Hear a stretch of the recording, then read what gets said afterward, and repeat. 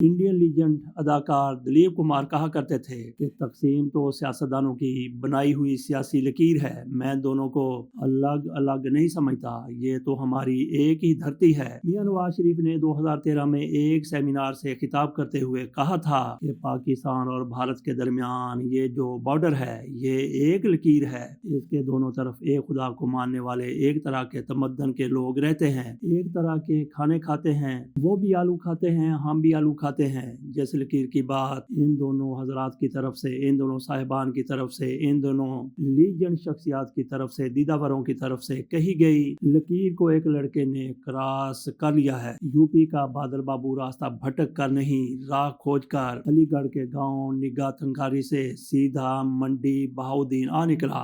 जात का dress designer और इश्क को जफा मार लिया। 1 नवंबर को दिवाली से 2 रोज कबल बादल ने घर वालों से दर्जी की दुकान पर जाने की रुखसत ली और पाकिस्तान की तरफ चल पड़ा। मंडी बहाउद्दीन मुंह कस्बे की किसी लड़की के साथ उसकी फेसबुक पर दोस्ती हुई। उस लड़की को फर्जी तौर पर बरखा का नाम दे लेते हैं। बरखा से मिलने के लिए बादल इंडिया से चला आया। मूंग में उसने रिहाइश इख्तियार की, शायद किसी चौधरी के डेरे पर सर छुपा लिया। ये भी कहा जाता है कि एक वडेरे के घर में वो रह रहा था। अजनबी जानकर किसी ने पुलिस को रिपोर्ट कर दी। बल्कि ये भी कहा जाता है कि मुखबर ने ये किरदार अदा किया था कि इस इलाके में एक अजनबी फिर रहा है। और फिर क्या था, पुलिस वहां पे जा पहुंची, उसे पकड़ा, थाने ले आई, अदालत पेश किया गया तो 14 दिन का रिमांड मिल गया। गिरफ्तारी से कई रोज कबल उसने अपने वालिद हरपाल सिंह से 1 नवंबर को बात की थी। ये दिवाली का दिन था। उसने अपनी माँ से भी गुफ्तगू की। उसे बताया कि वो घर से आया तो दुकान पर था, मगर वहां से वो दुबई चला आया है। मैं दुबई से बात कर रहा हूँ और ये मेरे एक दोस्त का मोबाइल फोन है। मेरे पास अभी मोबाइल फोन नहीं है। आइंदा मैं आपसे कई रोज तक बात नहीं कर सकूंगा। जब मेरे पास मोबाइल होगा तो फिर बात हो जाया करेगी। इधर बादल की गिरफ्तारी होती है, उधर इंडिया में भी खबर पहुंचती है तो सारा कुछ बादल की माँ और बाप ने मकामी मीडिया को बता दिया कि हमारा बेटा कब और कैसे अपने घर से गया था। हमारी पुलिस की तरफ से एक अनहोना काम भी किया गया। इस लड़की के बारे में मीडिया को नहीं बताया गया। लड़की का ताल्लुक मजहबी घराने से बताया जाता है। पुलिस की जानब से लड़की और उसके घर वालों का नाम सीगाए राज में रखना पुलिस की जानब से मौजज़ाना एक्शन है। पाकिस्तान अगर बादल की बरखा से बात और मुलाकात हुई या नहीं हुई, इस हवाले से तारीख सरे दस्त खामोश है। बादल की वालदा कहती हैं कि 1 नवंबर दिवाली के दिन होने वाली वीडियो कॉल के बाद उनकी बादल के साथ कोई बात नहीं हुई।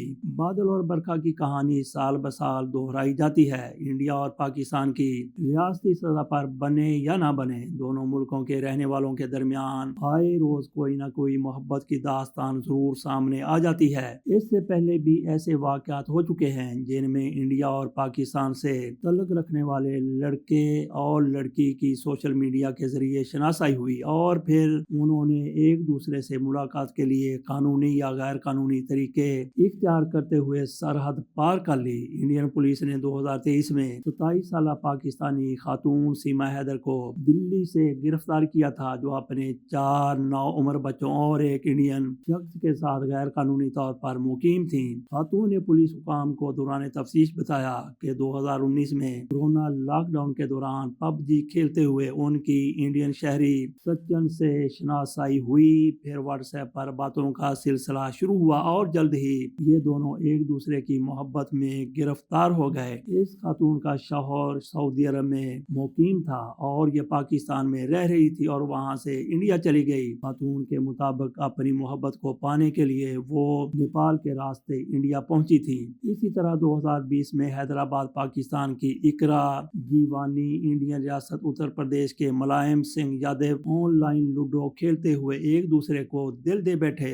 लूडो खेलते खेलते एक दूसरे पर लड्डू हो गए। फिर सरहदों के पार इस ताल्लुक को निभाने में मुश्किलात भी पेश आई। घर वालों की तरफ से इकरा पर शादी के लिए दबाव भी बढ़ता गया। इसी वजह से मुलायम के मशवरे पर इकरा पाकिस्तान से दुबई के रास्ते नेपाल पहुंची। दोनों ने वहां के मंदिर में शादी की और सितंबर 2022 में नेपाल से पटना के रास्ते बंगलुरु पहुंचे। फेसबुक पर दोस्ती होती है तो मेल मुलाकात के लिए इधर سے ادھر اور ادھر سے ادھر آنا جانا لگ جاتا ہے، کئی قانونی طریقوں سے آتے اور جاتے ہیں، کئی غیر قانونی طریقے اختیار کرتے ہیں اور غیر قانونی طریقوں کے دوران پکڑے بھی جاتے ہیں۔ بادل کو شاید جاسوسی کے الزامات کا بھی سامنا کرنا پڑے۔ سیما حیدر کے 4 بچے تو پاکستان سے اس کے ساتھ گئے تھے، 5واں وہاں پہ اس نے سچن کا بھی پیدا کر دیا۔ میاں نواز شریف نے لکیر کی بات شاید درست کی تھی، مگر اس کے لیے وہ غلط ٹائم تھا اور شاید آج بھی ایسا ہی ہے۔ وہ دور بھی تھا جب یہ لکیر موجود ہی نہیں تھی، تقسیم نہیں ہوئی تھی، مگر اس دوران بھی کئی دلوں میں لکیر موجود تھی۔ پاکستان اور بھارت معرض وجود میں آئے تو دونوں ملکوں کے مابین کھینچی جانے والی بارڈر کی لکیر آگ اور خون کا دریا بن گئی، جو بدستور اسی صورت میں موجود ہے۔ یہ دوسری طرف سے شدت پسندانہ سوچ کے باعث ہوا۔ بارڈر کے اس پار ہر ہندو شدت پسند اور مسلمانوں سے نفرت کرنے والا نہیں ہے، مگر جو اقتدار میں آئے ان میں سے اکثر شدت پسند ستمگر اور کئی شکی القلب بھی تھے۔ ادھر بات کر لیں قائد اعظم سے شروع ہو کر ذوالفقار علی بھٹو، میاں محمد نواز شریف، بے نظیر بھٹو، عمران خان، حتیٰ کہ سارے کے سارے فوجی حکمرانوں کی، ان میں سے ایک بھی شدت پسندانہ نظریات کا حامی، پرچارک اور حامل نہیں تھا، مگر یہ بھی حقیقت ہے کہ ان کی طرف سے ضرورت کے موقع پر واضح اور دو ٹوک موقف کا اظہار کیا جاتا رہا۔ دوسری طرف جارحانہ اور شدت پسندانہ رویوں، بیانات اور اقدامات کا جواب بالکل اسی انداز میں بھارتی لیڈرشپ کو دیا گیا، مگر پہل پاکستانی حکمرانوں کی طرف سے کبھی نہیں کی گئی۔ ہمیں آج جو پاکستان اور بھارت کے مابین آگ، خون اور نفرتوں کا دریا بہتا ہوا نظر آتا ہے، اسے لکیر میں تبدیل کیا جا سکتا ہے۔ اس لکیر کو پھر عبور کرنا نہایت آسان ہوگا۔ اسی طرح جیسے بارڈر ہونے کے باوجود پاکستان سے لوگ افغانستان چلے جاتے اور چلے آتے رہے ہیں، بس کرنا صرف اتنا ہے کہ نریندر مودی جو بھاری اکثریت سے وزیر اعظم بنے ہیں، ان کی میاں محمد نواز شریف کے ساتھ دوستی بھی ہے۔ سچن جندال دونوں کے مشترکہ دوست ہیں۔